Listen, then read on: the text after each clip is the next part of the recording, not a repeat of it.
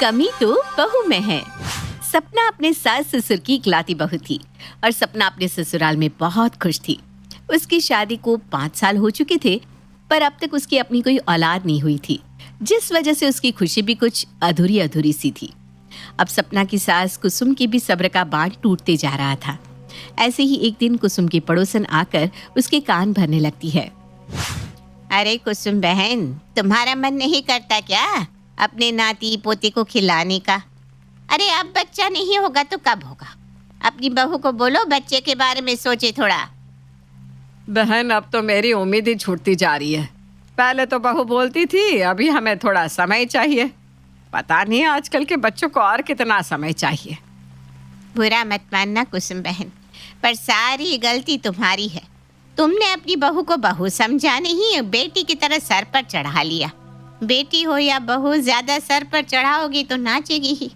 और मुझे तो लगता है तुम्हारी बहू में ही कमी है, वरना और कितना टाइम चाहिए उसे। अरे 5 साल कोई कम नहीं होता। बाकी ये तो तुम्हारे घर का मामला है, हम तो बाहर वाले हैं, क्या ही बोल सकते हैं। इतना बोलकर कुसुम की पड़ोसन वहां से चली जाती है, पर वो कुसुम के घर में आग लगा देती है। अब कुसुम के भी दिमाग में ये बात घर कर जाती है कि कमी उसकी बहू में ही है। अब क्या था, अब जो कुसुम अपनी बहू को बेटी की तरह प्यार करती थी, वही सास अपनी बहू को ताने देना शुरू कर देती है। बहू, तेरी माँ ने तेरी परवरिश बहुत अच्छी करी है, तभी तो पिछले 5 साल से तू मुझे बेवकूफ बनाती आ रही है। माँ जी, आप ऐसा क्यों कह रही हैं? आखिर मैंने ऐसा क्या कर दिया? क्या कर दिया? तुझ में इतनी बड़ी कमी है, तूने अपनी कमी छुपाई मुझसे और मुझसे झूठ कहती रही कि अभी तुम्हें बच्चा नहीं चाहिए, जबकि तुम्हें बच्चा हो ही नहीं रहा। सच सच बताओ, तुम माँ नहीं बन सकती ना? सपना के पास कुसुम की किसी भी बात का कोई जवाब नहीं था। बेचारी सपना रोती हुई वहां से चली जाती है और रात में जब विक्रम घर आता है तो सपना उसे सारी बात बताती है। विक्रम, कमी मुझ में ही है। अब ये बात हम दोनों के सिवा माँ जी को भी पता चल गया है। आखिर और कब तक हम माँ जी से झूठ कहेंगे? सपना, हम ये सच्चाई पूरी दुनिया से तब तक छुपाएंगे जब तक हमसे बन पड़ेगा, और मैं तुम्हारे साथ हूँ, इसलिए तुम रोना बंद कर दो। पर विक्रम, अभी मुझे माँ बनना है, मुझे भी बच्चा चाहिए। मैं अब और लोगों के ताने नहीं सुन सकती। आखिर मेरी गोद कब तक खाली रहेगी? सपना, हमारा भी बच्चा होगा, तुम रोना बंद करो, एक दिन सब ठीक हो जाएगा। तुम्हें मुझ पर भरोसा है ना? विक्रम सपना को दिलासा तो दे देता है, पर वो ये बात बहुत अच्छे से जानता था कि उनकी जिंदगी में बच्चे का सुख नहीं है, क्योंकि उनके लाख कोशिशों के बाद भी उन्हें बच्चे का सुख मिल नहीं रहा था। वहीं दूसरी ओर कुसुम के ताने भी बढ़ते जाते हैं। अब तो कुसुम विक्रम की दूसरी शादी करने की बात भी घर में छेड़ देती है। देख सपना बहू, मैंने तुझे बहुत समय दे दिया और अब मैं समझ चुकी हूँ कि तू इस घर को वारिस नहीं दे सकती, क्योंकि कमी तो तुझ में ही है। इसलिए मैंने सोच लिया है कि मैं अपने बेटे की दूसरी शादी करवाऊंगी। कुसुम सपना से ये सारी बात बोल रही थी, तभी वहां विक्रम आ जाता है और अपनी माँ की ऐसी बात सुनकर आज पहली बार विक्रम अपनी माँ से ऊंची आवाज में बात करता है। बस करो माँ, आपने ये क्या रट लगा रखी है? बहू, कमी तुझ में है, हैं? मेरी बीवी में कोई कमी नहीं है। मैं मानता हूँ हमें औलाद का सुख नहीं मिल रहा, पर ये नहीं है कि हम कभी माता पिता नहीं बन पाएंगे। और आपकी हिम्मत कैसे हुई मेरी बीवी से मेरी दूसरी शादी करने की बात करने की? बस अब यही दिन देखने को रह गए थे। तू अपनी बीवी का ऐसा गुलाम हो जाएगा, मैंने नहीं सोचा था। अरे जब मैंने तेरी बीवी को किसी चीज की कमी नहीं होने दी, तो ये मुझे मेरे पोते के सुख से वंचित क्यों रख रही है? पर अब मैं किसी की नहीं सुनूंगी। अगर आने वाले 6 महीने के अंदर बहू गर्भवती नहीं होती तो मैं तेरी दूसरी शादी करा दूंगी, फिर उसके लिए चाहे मुझे कुछ भी करना पड़े। कुसुम भी अपना फैसला सुनाकर अपने कमरे में चली जाती है। अब विक्रम और सपना को कुछ समझ में नहीं आता कि वो क्या करे, जिसके बाद विक्रम सरोगसी की मदद लेने के बारे में सोचता है। सपना, तुम्हारे होते हुए मैं दूसरी शादी नहीं करूंगा, और माँ को बच्चा भी चाहिए। ठीक है, अब हम सरोगसी का सहारा लेंगे, चाहे इसमें कितने ही पैसे क्यों ना लगे। बस तुम्हें मेरा साथ देना होगा और माँ से ये खबर छुपा के रखनी होगी। अगर माँ को पता चला तो घर में एक नया बवाल उठ जाएगा। क्या सरोगसी? पर ये सब होगा कैसे? और अगर माँ को पता चल गया कि हमने उन्हें एक बार फिर से धोखा दिया है तो वो टूट जाएंगी। सपना, तुम सब कुछ मुझ पर छोड़ दो। मेरा एक दोस्त है, उसकी बीवी में भी कमी थी, बच्चा नहीं हो रहा था, तो उसने भी सरोगसी की मदद ली थी। मैं उससे बात करूंगा। देखना हमारी सारी परेशानी हल हो जाएगी। अब क्या था, विक्रम सरोगेसी की मदद लेता है और सपना भी अपनी सास से सारा सच छुपा लेती है और वो दोनों किसी काम का बहाना देकर कुसुम से दूर हो जाते हैं, जहां वो सरोगेसी के लिए सबसे पहले एक औरत को ढूंढते हैं। विक्रम बाहर शहर जाकर सारा इंतजाम कर लेता है, पर उससे पहले सपना की मुलाकात हॉस्पिटल में उसकी दोस्त अंजलि से हो जाती है। अरे सपना, तू यहाँ कब आई? और तूने मुझे बताया क्यों नहीं? और तू इस अस्पताल में कोई खुशखबरी है क्या? नहीं अंजलि, भगवान चाहता ही नहीं कि मुझे ये खुशी मिले, तभी तो रोज हॉस्पिटल आती हूँ और निराश होकर चली जाती हूँ। मैं कुछ समझी नहीं, साफ साफ बताना। अंजलि, मैं कभी माँ नहीं बन सकती, कमी मुझ में है। और ये बात मेरी सास को पता चल गई। जब उन्हें पता चला कि मैं माँ नहीं बन सकती तो उनका रवैया ही बदल गया। वो मुझे ताने देने लगी और अब बात इस हद तक बढ़ गई कि वो विक्रम जी की दूसरी शादी करवाना चाहती है। पर विक्रम जी बहुत अच्छे हैं, वो मेरे लिए पूरी दुनिया से लड़ रहे हैं और इसीलिए हम दोनों ने सरोगेसी का फैसला लिया है। बस इसीलिए मैं यहाँ हूँ। सरोगेसी? पर सपना, तुझे ये बात कब पता चली कि तुझ में कमी है? तू भी ना अंजलि, खुद माँ बनने वाली है और मुझसे ऐसे सवाल कर रही है। अरे मेरी शादी को 5 साल हो गए पर अब तक मेरा बच्चा नहीं हुआ, तो इसका यही मतलब हुआ ना कि कमी मुझ में है। सपना, तू किस दुनिया में है? जरूरी नहीं कि कमी औरतों में ही हो, क्या पता तेरे पति में कमी हो। बिना टेस्ट करवाए तो ये फैसला कैसे ले सकती है कि कमी तुझ में है? और सरोगेसी का तो इतना बड़ा डिसीजन ले रही है। मेरी मान तो एक बार तू अपना और अपने पति का टेस्ट करवा और डॉक्टर से कंसल्ट कर। अंजलि के समझाने पर सपना इस बारे में विक्रम से बात करती है। विक्रम को भी सपना की बातें सही लगती है और वो अगले ही दिन अपना और सपना का टेस्ट करवाता है, जिसके बाद विक्रम को पता चलता है कि कमी सपना में नहीं बल्कि उसमें है। सपना, अच्छा हुआ जो मैंने अपना टेस्ट करवाया और मुझे पता चल गया कि कमी तुझ में नहीं मुझ में है। मेरी वजह से तुम्हें कितने ताने सुनने पड़े, कितनी जिल्लतें उठानी पड़ी, पर अब बस मैं घर में सबको बता दूंगा कि कमी तुझ में नहीं मुझ में है। फिर देखता हूँ माँ कैसे मेरी दूसरी शादी करवाती है और अब तुम्हें कभी किसी के ताने नहीं सुनने पड़ेंगे। विक्रम, तुमने ये सोच भी कैसे लिया कि जो ताने मैंने सुने हैं या जिस दौर से मैं गुजरी हूँ मैं वो तुम्हें झेलने भी दूंगी? जब सबको यही लगता था कि कमी मुझ में है तब सब मुझे ताने देते थे और तुमसे दूर करने पर तुले थे, पर तुमने मेरा साथ नहीं छोड़ा। तो तुमने ये कैसे सोच लिया कि तुम्हारी ये कमी मैं सबको बताऊंगी या तुम्हें बताने दूंगी और इस समय में मैं तुम्हारा साथ छोड़ दूंगी? पर सपना, सच तो यही है ना कि मैं कभी बाप नहीं बन सकता और माँ को ये बात बताना जरूरी है। विक्रम, जैसे आपने मेरी कमी माँ जी से छुपाई और मेरा साथ दिया, वैसे अब मेरी बारी है कि मैं आपकी इस कमी के बारे में माँ जी को कुछ ना बताऊं और आपका साथ दूं। हमने जो डिसाइड किया है वही सही है, हमारा प्लान वैसे ही चलेगा। हम माँ जी को कुछ नहीं बताएंगे और डॉक्टर की सलाह से अपना इलाज कराएंगे ताकि मैं अपने बच्चे को इस दुनिया में ला सकूं। साइंस ने बहुत तरक्की कर ली है, कोई ना कोई हल जरूर निकलेगा। जब सपना और विक्रम को ये पता चलता है कि विक्रम कभी बाप नहीं बन सकता, कमी उसी में है, तो सपना विक्रम का साथ देती है और डॉक्टर से मुलाकात करती है। काफ़ी दवाई और डॉक्टर की सलाह से आखिरकार वो दिन आता है जब सपना प्रेग्नेंट होती है और सपना ये खुशखबरी सबसे पहले अपनी सास को देती है। माँ जी, मैं और विक्रम जी कल ही घर वापस आ रहे हैं, पर अब आपको मेरा ख्याल रखना होगा। तू तो ऐसे बोल रही है बहू जैसे तू गर्भवती है। मैं भी कौन सी बात लेकर बैठ गई। उस औरत से कह रही हूँ जो कभी माँ ही नहीं बन सकती। माँ जी, अगर मैं आपसे ये कहूँ कि आपका ये सपना जल्दी पूरा होने वाला है तो फिर तो आप मेरी देखभाल करेंगी ना? क्या?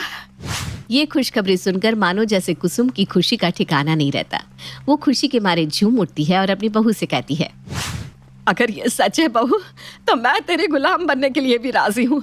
अब तो तू बस जल्दी से आ जा। ये खबर सुनने के बाद कुसुम की सारी नाराजगी भी खत्म हो जाती है और एक छोटी सी खबर और डॉक्टर की सहायता से सपना की जिंदगी में जो उदासी छाई थी वो खत्म हो जाती है और बहुत जल्द उनके घर में भी नन्हे मेहमान की किलकारियां गूंज उठती है। कौशल्या और मिहिर की शादी को काफी समय हो गया है। दोनों एक दूसरे को बहुत प्यार करते हैं। उनका एक बेटा भी है, कबीर। लेकिन कुछ समय से कौशल्या की तबीयत बहुत खराब रहने लगी और वो वक्त से पहले ही चल बसी। मिहिर ने नैना से शादी कर ली। नैना, ये हमारा बेटा है कबीर, तुम इसका अच्छे से ख्याल रखना। आप चिंता मत करो, आज से कबीर मेरी जिम्मेदारी है। नैना ने कबीर को अपने बेटे के रूप में अपना लिया और बहुत लाड़ प्यार से उसका पालन पोषण करने लगी। कुछ दिनों बाद मिहिर भी चल बसा। अब कबीर की सारी जिम्मेदारी नैना के कंधों पर आ गई। उसने अपने बेटे को पढ़ाया, लिखाया और एक बहुत बड़ा डॉक्टर बनाया। माँ, ये सब आपकी मेहनत का नतीजा है जो आज मैं इतना बड़ा डॉक्टर बन गया हूँ। आज से आपके सारे काम बंद, अब आप सिर्फ आराम करोगी। अगर आज तुम्हारे पिता जिंदा होते तो बहुत खुश होते। कबीर ने कुछ दिनों बाद सिमरन नाम की एक लड़की से शादी कर ली। शुरू शुरू में तो सब कुछ ठीक चलता रहा, लेकिन बाद में सिमरन अपने रंग दिखाने लगी। माँ, जब से मेरी शादी हुई है आपने तो घर का सारा काम त्याग ही दिया है। हमेशा पूजा पाठ में लगी रहती हो। ये नहीं कि घर के कामों में मेरी थोड़ी मदद कर दिया करो। अरे बताओ बहू, क्या काम है? अभी कर देती हूँ। ठीक है माँ जी, तो आज का खाना आप बना लो, मैं बहुत थक गई हूँ। माँ जी, खाना बनाने के बाद घर की साफ़ सफाई भी अच्छी तरह से कर लेना। और हाँ, शाम को मेरे कुछ दोस्त खाने पर आ रहे हैं, तो आप बाज़ार जाकर उनके लिए कुछ ले आना। ठीक है बहू, जो भी मंगवाना है उसकी लिस्ट बनाकर दे दो। सिमरन की बात सुनकर नैना खाना बनाने में लग गई। अब इसी तरह से सिमरन ने रोज़ ऐसे ही अपनी सास से काम करवाना शुरू कर दिया। अब नैना अकेले ही सारे घर का काम करने लगी। कुछ समय बाद सिमरन ने एक बेटे को जन्म दिया। कितना सुंदर बच्चा है, बिल्कुल मेरे कबीर पर गया है। इसका नाम सिद्धार्थ रखेंगे। नैना सिद्धार्थ को बहुत प्यार करती है और उसे अच्छी अच्छी कहानियाँ भी सुनाती। सिद्धार्थ अब स्कूल जाने लगा। वो ज़्यादा से ज़्यादा समय अपनी दादी के साथ बिताने लगा, लेकिन ये बात सिमरन को पसंद नहीं थी। वो सोचने लगी, आखिर कैसे इस बुढ़िया को अपने पति और बेटे की ज़िंदगी से दूर करूं। पहले तो इसने मेरे पति को ही अपने वश में कर रखा था, अब मेरे बेटे पर भी इसने अपना जादू चला दिया। अब धीरे धीरे सिमरन ने अपनी सास पर अत्याचार करना शुरू कर दिया। वो नैना से काम भी करवाती और उसे ताने भी सुनाती। एक दिन नैना चाय बना रही थी कि तभी उसमें उबाल आया और चाय बर्तन से निकल गई। ये सब देखकर सिमरन ने अपनी सास को सुनाना शुरू कर दिया। माँ जी, ये क्या कर दिया आपने? आपसे एक करने को बोलो तो आप 10 काम बिगाड़ती हो। पता नहीं कब वो दिन आएगा जब आपसे पीछा छूटेगा। जौंक की तरह चिपट गई हो आप इस घर से। सिमरन इसी तरह से बड़बड़ाती हुई किचन से बाहर चली गई कि तभी वहां पर कबीर आ गया। अपनी बीवी को इस तरह गुस्से में देखकर कबीर ने पूछा, क्या हुआ सिमरन? आज क्या नई बात हो गई? इतने गुस्से में क्यों हो?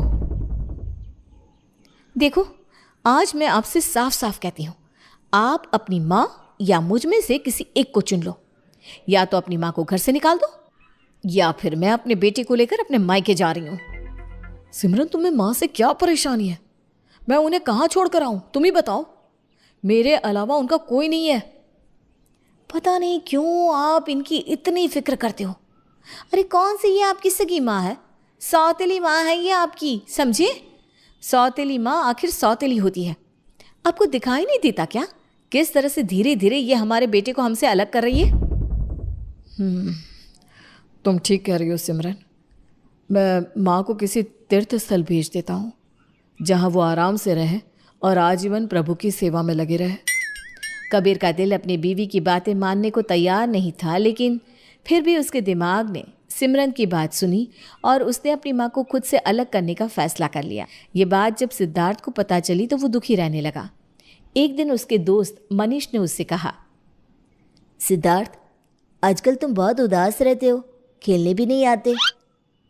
मनीष, मेरे मम्मी पापा मेरी दादी को घर से निकालने वाले हैं। मैं अपनी दादी से बहुत प्यार करता हूँ, उन्होंने ही पाला है मुझे। मेरी माँ उनसे सारे घर का काम करवाती है और कोई गलती हो जाती है तो डांटने लगती है। ये तो बहुत बुरी बात है, लेकिन तुम्हारी माँ ऐसा क्यों करती है? क्योंकि मेरी माँ सौतेली बहू है, शायद इसीलिए वो ये सब कर रही है। लेकिन मेरी दादी ने तो हमें कभी भी सौतेला नहीं समझा। सिद्धार्थ, तेरे मम्मी पापा को सबक सिखाने के लिए मेरे पास एक आइडिया है। कैसा आइडिया? तुझे याद है हमने अपने स्कूल में एक हॉरर प्ले किया था? वैसा ही एक प्ले हम तेरे घर पर करते हैं और भूत का कैरेक्टर करेंगे तेरे दादाजी। मैं अपने बाकी दोस्तों को सारे नाटक के बारे में समझा दूंगा। बस रात को तू अपने घर का दरवाज़ा चुपके से खोल देना। सिद्धार्थ और मनीष ने सारी प्लानिंग कर ली, लेकिन जैसे ही रात हुई तो जोरों की बारिश के साथ आंधी तूफान आना शुरू हो गया। मनीष सोचने लगा, लगता है आज कोई दोस्त घर पर नहीं आएंगे। इतनी ज़ोर से बारिश हो रही है, मैं सोने चला जाता हूँ। सिद्धार्थ ये सब सोच ही रहा था कि तभी घर की लाइट चली गई। उसने खिड़की से झांक कर देखा तो बाहर सबकी लाइट आ रही थी, बस उसी के घर की लाइट गई हुई थी। अचानक से सिद्धार्थ को अपने माँ पापा के चिल्लाने की आवाज़ आई। बचाओ बचाओ, हमें कोई है, कोई तो हमारी मदद करो। सिद्धार्थ ने अपने माँ पापा के कमरे में जाकर देखा तो वो हैरान हो गया। खिड़की दरवाजे ज़ोर ज़ोर से हिल रहे थे। उसके मम्मी पापा जिस बेड पर बैठे थे वो बेड हवा में झूल रहा था। ऐसा लग रहा था कि तूफान घर के बाहर नहीं बल्कि कमरे के अंदर आया हुआ हो। तभी तेज़ रोशनी के साथ एक आदमी और औरत वहाँ गए। दोनों दिखने में बहुत ही डरावने लग रहे थे। उन्हें देखकर कबीर डर से कांपते हुए बोला, पापा माँ, आप दोनों तो मर चुके हो, फिर यहाँ कैसे? हम तुझे और तेरी बीवी को जान से मारने आए हैं। क्यों? मैंने आपका क्या बिगाड़ा है? तूने मेरा बेटा बिगाड़ दिया, उसे अपनी तरह स्वार्थी बना दिया। इसके बाद भी तू पूछ रही है कि तूने क्या किया? कबीर, तू मेरी नैना को घर से निकालना चाहता है। यही बदला चुकाएगा तो उसके एहसानों का। तू और तेरे जैसे पापियों की इस धरती पर कोई जगह नहीं है। चल हमारे साथ। देखिए, आप दोनों को तो मैं जानती तक नहीं हूँ, प्लीज़ मुझे छोड़ दो। अगर आपको लेकर ही जाना है तो अपने बेटे को लेकर चले जाओ। देखा नालायक, देख तू अपनी इस धोखेबाज बीवी के लिए उस नेक औरत को छोड़ रहा है जिसने तुझे अपने सगे बेटे की तरफ पाला। वो जवानी में ही विधवा हो गई थी। वो चाहती तो दूसरी शादी कर सकती थी, लेकिन तेरी वजह से उसने शादी नहीं की। जब तुझे उसकी ज़रूरत थी तो उसने तुझे नहीं छोड़ा, लेकिन अब जब उसे तेरी ज़रूरत है तो तू अपनी बीवी के कहने पर उसे छोड़ रहा है। मुझे माफ़ कर दो, मुझसे बहुत बड़ी गलती हो गई जो मैं सिमरन की बातों में आ गया। मैं अभी माँ से माफ़ी मांग लेता हूँ। देखिए, मुझे माफ़ कर दीजिए, अब मैं कभी अपनी सास को परेशान नहीं करूँगी। कबीर और सिमरन उसी समय नैना से माफ़ी मांग लेते हैं, लेकिन सिद्धार्थ बहुत खुश था कि आखिरकार उसके घर में सब कुछ ठीक हो गया। अगले दिन सुबह वो जल्दी उठा और मनीष के लिए बहुत सारी चॉकलेट खरीद कर उसके पास गया और उसे थैंक यू कहने लगा। मनीष, थैंक्स यार, क्या एक्टिंग की तूने। मेरे मम्मी पापा तो अभी भी डरे हुए बैठे हैं। लेकिन ये बता, तूने लास्ट टाइम में प्लान क्यों चेंज किया? हमने तो सिर्फ दादाजी के भूत को बुलाने की बात की थी, तूने तो दादी जी के भूत को भी बुला लिया। मुझे तो लगा था कि इतनी बारिश में तू आएगा भी नहीं। मैंने तो अपने घर का दरवाज़ा भी नहीं खोला था। तू और तेरे दोस्त अंदर कैसे आए? ये क्या बात कर रहा है सिद्धार्थ? हम तो तेरे घर पर गए ही नहीं। बारिश बहुत तेज़ हो रही थी ना, तो मैं आया ही नहीं। ना किसी और दोस्त को इस बारे में कुछ पता है। आज ही बुलाया है मैंने सभी को। सिद्धार्थ मनीष की बात सुनकर हैरान हो गया। वो सोचने लगा कि रात को उसके घर में हुआ क्या था। वो सब सच था या सपना? लेकिन कुछ भी हो, उसके माँ बाप तो सुधर गए।